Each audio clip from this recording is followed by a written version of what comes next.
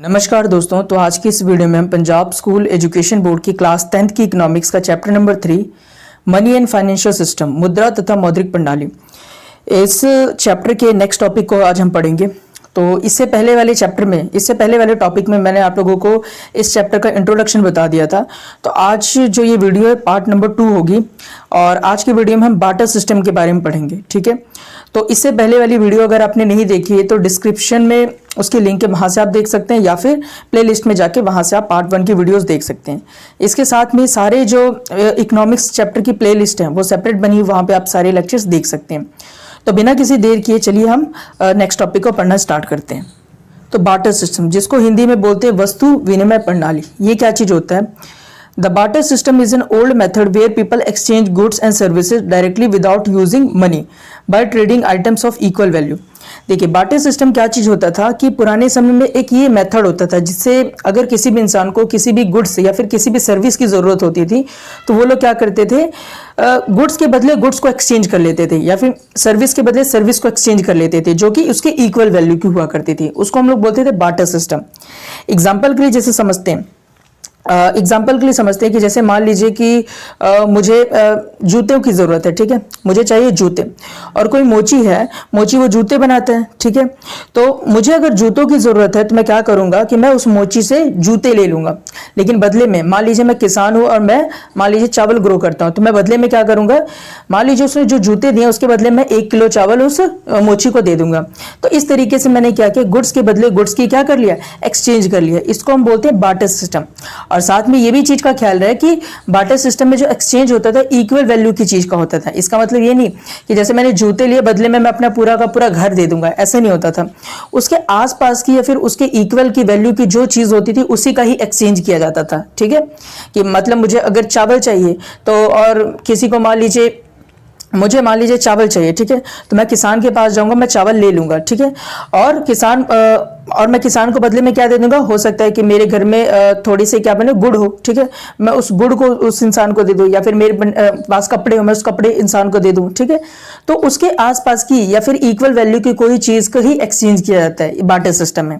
तो barter system आपको समझ में आ गया होगा। बार्टर सिस्टम का मतलब क्या होता है कि किसी भी गुड्स या फिर किसी भी सर्विस के बदले किसी गुड्स या सर्विस को ही देना। ठीक है, किसी सामान के बदले किसी सामान को देना, किसी सेवा के बदले किसी सेवा को देना। ठीक है, मान लीजिए मुझे पढ़ना है तो मैं किसी टीचर के पास जाऊंगा कि वो टीचर मुझे पढ़ा देंगे, बदले में वो क्या करेंगे, बदले में शायद वो मुझसे ये कह सकते हैं कि उनके घर की सफाई कर दें। ठीक है, या फिर उनका कोई भी सामान लेके आना बाजार से, वो सामान मैं ले आ दूं। ठीक है, तो ये चीज कहलाती थी बार्टर सिस्टम। ठीक है, लेकिन देखिए बार्टर सिस्टम पहले तो पैसा हुआ नहीं करता था, मनी नहीं हुआ करती थी, तो बार्टर सिस्टम का इस्तेमाल किया जाता था। लेकिन ये जो बार्टर सिस्टम था ये इतना ज्यादा यूजफुल नहीं था लॉन्ग टर्म में, ये इसके भी काफी ज्यादा डिमेरिट्स थे जिसकी वजह से ये सिस्टम बंद कर दिया गया था। ठीक है, अभी हम समझते हैं कि बार्टर सिस्टम के डिमेरिट्स क्या चीज थे, इसकी कमियां क्या चीज थी। तो चलिए इसकी कमियों को डिस्कस करते हैं। तो सबसे पहले जो कमी थी इसकी वो थी डबल कोइंसिडेंस ऑफ वांट्स, इच्छाओं का दोहरा संयोग। इसका मतलब क्या चीज है, इसका मतलब people had to find someone who need what they offered and what they needed in return. लोगों को किसी ऐसे व्यक्ति को खोजना पड़ता था जिसे उनकी वस्तु की आवश्यकता और उनके पास वो जो हो उन्हें जो चाहिए। ठीक है, अब इसमें क्या चीज होता था, इसमें समझिए ध्यान से। तो होता ये चीज था कि एग्जाम्पल के लिए समझते हैं, जैसे एक पर्सन, ये मैं हूं, ठीक है, और ये एक पर्सन कोई दूसरा है। ठीक है, अब मुझे चाहिए, सेम वही एग्जांपल लेते हैं, मुझे चाहिए जूते। ठीक है, अब इस पर्सन के पास क्या चीज है, जूते हैं। ठीक है, इस पर्सन के पास जूते, ये पर्सन मुझे दे देगा क्या चीज, जूते। लेकिन साथ ही साथ में ये जो पर्सन है, ये इस पर्सन को जिस सामान की जरूरत होगी वो सामान मेरे पास होना चाहिए। ठीक है, मान लीजिए इस पर्सन को कपड़े की जरूरत है मगर मेरे पास कपड़े नहीं है तो मैं इसे कपड़े नहीं दे पाऊंगा, लेकिन इसके पास जूते तो हैं, ये जूते मेरे काम के हैं, लेकिन इसकी जरूरत के लिए मेरे पास कपड़े नहीं है। तो यहाँ पर क्या चीज था, यहाँ पर दोहरा संयोग नहीं हो पा रहा था। यानी कि बार्टर सिस्टम तभी ज्यादा यूजफुल हुआ करती थी जब किसी सामने वाले की जरूरत की चीज मेरे पास हो और मेरी जरूरत की चीज सामने वाले के पास हो, तभी एक्सचेंज हो पाता था, वरना एक्सचेंज एक्सचेंज होना काफी ज्यादा मुश्किल हो जाता था, ठीक है। तो इसमें क्या चीज होता था, बहुत सारे सिचुएशन ऐसी होती थी कि जब एक के बाद एक के पास दूसरे की जरूरत की चीज तो होती थी, मगर दूसरे के पास पहले की जरूरत की चीज नहीं होती थी, ठीक है। इससे यह समझ में आता है कि बार्टर सिस्टम तभी यूजफुल था जब डबल कोइंसिडेंट ऑफ वांट्स हो, मतलब कि दोनों के पास एक दूसरे की जरूरत की चीजें हो तभी वो एक्सचेंज हो पाती थी, अदरवाइज वो एक्सचेंज नहीं हो पाती थी, ठीक है। तो इस तरीके से क्या चीज था कि ये जो बार्टर सिस्टम की पहली कमी होती है, ठीक है, जिसकी वजह से क्या हुआ कि आने वाले समय में ये बार्टर सिस्टम बंद हो जाएगा। अब आगे इसकी और कमियों को देखते हैं। अब यहाँ पे एक एग्जांपल बोल रहा है कि a farmer with wheat had to find someone with rice to also wanted wheat, कि जैसे एक किसान है उसको गेहूं चाहिए, ठीक है। A farmer with wheat had to find someone with rice also wanted wheat, ठीक है। अब एक जैसे उदाहरण वाला है कि एक गेहूं वाला है, किसान किसी ऐसे व्यक्ति को खोजता है जिसके पास चावल है और उसे गेहूं की जरूरत हो, ठीक है। तो मतलब कि किसान को तो चाहिए गेहूं, ठीक है, मगर उसके पास है चावल, तो वो ऐसे पर्सन को ढूंढ रहा है जिसको चावल की जरूरत हो, तो ताकि ये अपना चावल उसे दे दे और साथ साथ में उसके पास गेहूं हो जिससे इसको गेहूं मिल जाए, ठीक है। तो ये डबल कोइंसिडेंस ऑफ वांट्स वाली चीजें चल पड़ती थी, जिसकी वजह से इतना ज्यादा ये यूजफुल नहीं था, ठीक है। दूसरी चीज क्या थी, दूसरी थी लैक ऑफ कॉमन वैल्यू, सामान्य मूल्य का अभाव। इसमें क्या चीज था, it was hard to determine the value of different goods, अलग अलग वस्तुओं का मूल्य निर्धारित करना मुश्किल था, ठीक है। एग्जाम्पल के लिए how much wheat is equal to 1 का, अब ये चीज बड़ी कंफ्यूजिंग क्रिएट करने वाली थी। जैसे एग्जाम्पल के लिए मुझे चाहिए काऊ, ठीक है, मुझे मान लीजिए कोई ग्वाला है, ठीक है, उस ग्वाले से मुझे क्या चाहिए, मुझे चाहिए काऊ, ठीक है। अब उस ग्वाले को चाहिए चावल। अब ये चीज बड़ी प्रॉब्लम हो जाती थी कि एक गाय के बदले में उसे कितना चावल दिया जाए, मतलब एक गाय की वैल्यू कितने चावल के बराबर होगी। साथ साथ में बहुत सारी ऐसी चीजें होती थी जिसकी इक्वल वैल्यू निकालना बहुत मुश्किल होता था। एग्जाम्पल के लिए जैसे मैं बाजार गया और बाजार में मुझे मान लीजिए किसी से कोई चीज खरीदनी है, मान लीजिए कि मुझे टेबल खरीदना है, तो टेबल खरीदना है और बदले में मुझे मान लो कोई चीज देनी है, मान लो मेरे पास सोने चांदी है, तो इससे ये नहीं पता लगता था कि एक टेबल की वैल्यू किस दूसरी चीज के वैल्यू के इक्वल होगी। मतलब मैं टेबल के बदले ऐसे मैं कौन सी चीज दूं जो टेबल के इक्वल हो।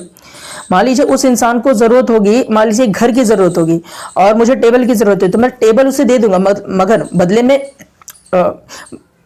वो मुझे टेबल दे देगा, मगर बदले में मैं उसे अपना घर थोड़ी ना दे दूंगा। इससे क्या प्रॉब्लम होती थी, इससे प्रॉब्लम ये होती थी कि लैक ऑफ कॉमन वैल्यू, सामान्य मूल्य का अभाव होता था कि कोई सामान अगर एक्सचेंज करना है तो उसके इक्वल वैल्यू के सामान मिलना काफी ज्यादा मुश्किल होता था, ठीक है।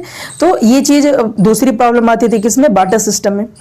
अब तीसरी प्रॉब्लम क्या आती थी, इंडिविजिबिलिटी ऑफ गुड्स, वस्तुओं का विभाजन न कर पाना। इसमें क्या चीज होता था, some goods couldn't be divided into smaller portions for trade, कुछ वस्तुओं को छोटे हिस्सों में बांटकर विनिमय करना संभव नहीं था, ठीक है। अभी एग्जांपल के समझिए, a person with a cow couldn't exchange it for half a bag of wheat. अब देखिए क्या चीज होता था, a person with a cow couldn't exchange it for a half bag of wheat.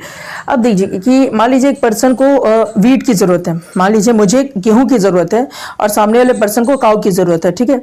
अब सामने वाले इंसान ने मुझे क्या चीज दे दी, गेहूं तो दे दिया, मगर बदले में गेहूं के बदले में मैं जो उसे एक काऊ दे रहा हूँ वो काऊ गेहूं के वैल्यू के इक्वल नहीं है, मतलब काऊ की वैल्यू बहुत ज्यादा है और गेहूं की वैल्यू बहुत कम है। तो इसमें क्या चीज होता था, उस काऊ का डिवीजन नहीं हो सकता था, ठीक है, ऐसा नहीं कि उसको काट के हम दे देंगे, ठीक है। तो इसमें क्या चीज होता था कि काफी प्रॉब्लम देखनी पड़ती थी, क्योंकि वस्तुओं का विभाजन करना बहुत ज्यादा मुश्किल हो जाता था। तो ये तीसरी प्रॉब्लम देखने को मिलती थी किसमें, बार्टर सिस्टम में। अब चौथी प्रॉब्लम क्या चीज थी इसमें, चौथी प्रॉब्लम थी स्टोरेज इशू, भंडारण की समस्या।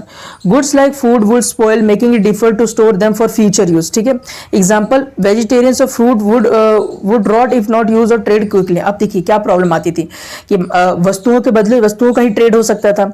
तो एग्जाम्पल के लिए मान लीजिए मेरे पास सब्जियां हैं, ठीक है, और मुझे कोई सामान चाहिए तो मैं सब्जियां देकर मैं किसी से कोई सामान ले सकता हूं, लेकिन इसमें प्रॉब्लम ये भी होती थी कि वो सब्जियां अगर मेरे पास ज्यादा समय तक रही तो वो सब्जियां खराब हो जाएंगी। तो मुझे ये सोचना पड़ता था कि जल्दी से जल्दी वो सब्जियां मैं किसी को दे दूं और बदले में मैं कोई सामान एक्सचेंज कर लूं, क्योंकि स्टोरेज की समस्या रहती थी कि एक सामान को आप लंबे समय तक स्टोर करके कैसे रखेंगे, ठीक है।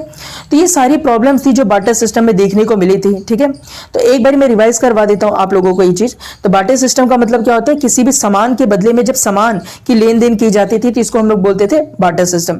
इसके नुकसान क्या चीज थे, पहला नुकसान ये था कि बार्टर सिस्टम में डबल कॉन्सिडेंट ऑफ वांट्स होने चाहिए, मतलब कि जो चीज मुझे चाहिए वो आपके पास होनी चाहिए और जो आपको चाहिए मेरे पास होनी चाहिए, तभी हम चीजों का एक्सचेंज कर सकते हैं, तभी ये ट्रेड हो सकता है, वरना ट्रेड नहीं हो सकता। तो ये पहला नुकसान था।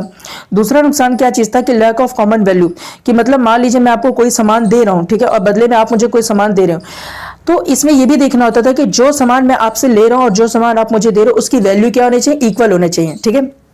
एग्जाम्पल के लिए कि मैं आपको मान लीजिए पढ़ा रहा हूँ, ठीक है, तो बदले में आप मुझे मान लो सोना दे रहे हो, तो ये वैल्यू की चीज नहीं होना, क्योंकि पढ़ाना और सोना इन दोनों में जो कीमत है, ये दोनों की कीमत बहुत ज्यादा डिफरेंट हो जाती थी।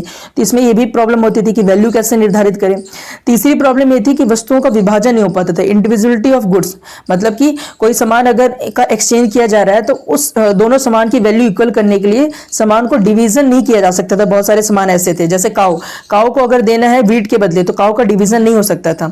तो इससे ये भी प्रॉब्लम आती थी कि इक्वल वैल्यू की चीज नहीं हो पाती थी, ठीक है, डिवीजन ना होने की वजह से।